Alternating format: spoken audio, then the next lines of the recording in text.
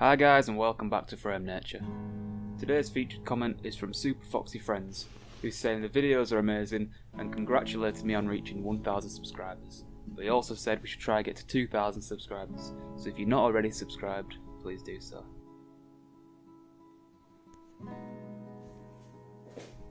In this video I'm going to be showing you how this ecosphere made itself, but the first thing that I did was to make sure I took off the rubber seal from the jar to make sure it didn't disintegrate. The reason for doing this is because I'm going to be submerging the ecosphere underwater in the pond for 3 days. By doing this, the ecosphere is going to create itself, and anything that wants to crawl inside the jar can do so, and then I'm going to take the jar out and see what we've got.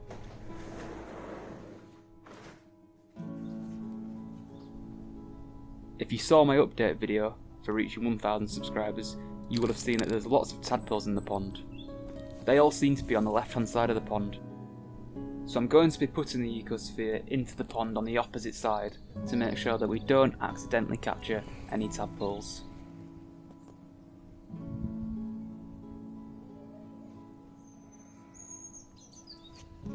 The only thing left to do now was to plop the jar in the water and leave it for 3 days. I did manoeuvre the jar a little bit just to make sure that it was lying down on the bottom of the pond, but then that was it. I left it alone until it was time to take it out.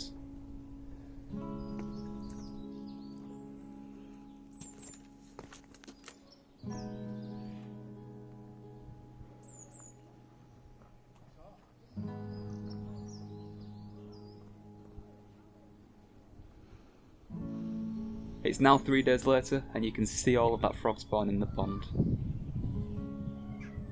But now it's time to take the jar out of the pond and see what we've got. I had to be really careful here not to wobble into the pond. I wasn't ready to go swimming today.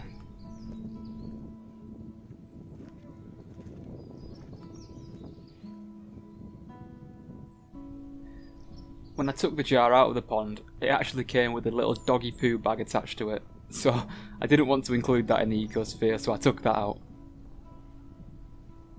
But apart from that, everything else that's inside the jar is going to stay inside the jar, and I'm not going to be putting any more things inside.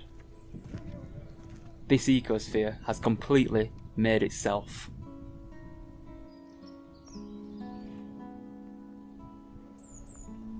So now it's time to see what we've got inside the jar.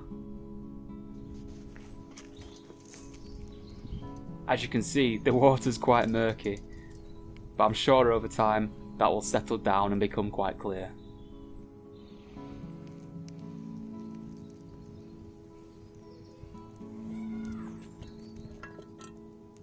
Let's take the jar over to the table so we can have a good look at it.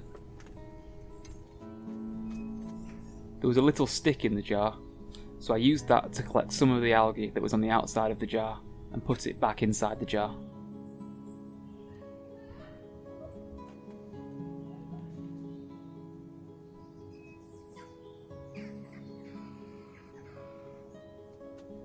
I also emptied out some of the water, as I wanted there to be a little air pocket at the top.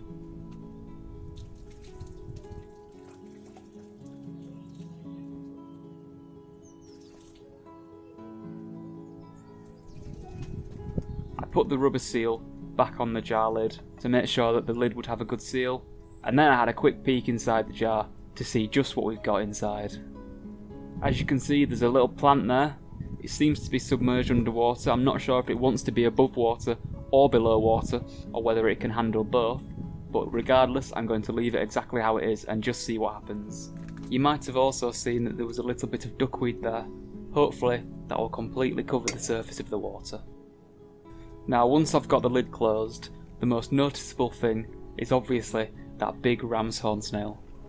Now these things tend to lay quite a lot of eggs, so I'm assuming that we'll have lots of these guys in the near future.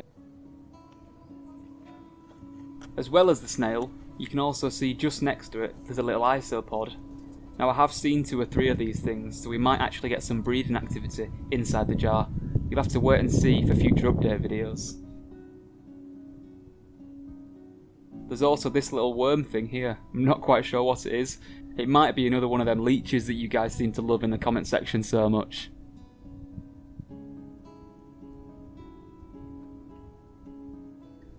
The most interesting thing that I came across was this mollusk that was creeping its way along the glass.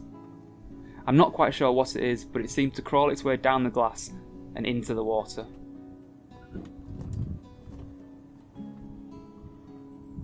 I got some macro shots for you so you can get a good look at it. Let me know in the comments down below what you think this is. It could be a snail, however the shell is very flat, so I'm not quite sure if it is a snail or if it's something else. But that's it. I think the beauty about ecospheres is that you just leave them and see what happens. So there'll definitely be some update videos in the future, as well as my other ecospheres and terrariums. There'll be updates on them as well. Make sure you subscribe to the channel. Make sure you follow me on Instagram at lets_frame_nature. Give the video a like for me, and I'll see you in the next video.